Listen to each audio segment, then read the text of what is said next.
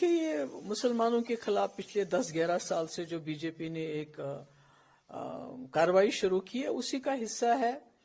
پہلے تو لنچ کرتے تھے، مسجدوں کو توڑتے ہیں، کہیں ان کی دکانیں بند کروا دیتے ہیں. تو اب یہ وقف بورڈ کی جو بل لا کے جو ہماری پراپرٹیز ہیں تو اس پہ قبضہ کرنا چاہتے ہیں. جو ہمارے قبرستان ہیں، ہماری زمینیں ہیں جو لوگوں نے وقف کی ہے اللہ تعالیٰ کی راہ میں، تو یہ مجھے لگتا ہے یہ اب مسلمان کو وہ کیا کریں گے؟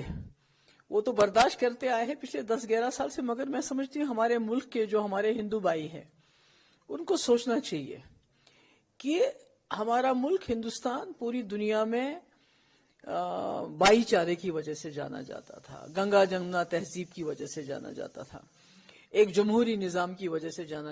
یہاں آئین کی پاسداری، سمویدھان کو لوگ فالو کرتے تھے. آج سارا کچرے میں پھینکا جا رہا ہے.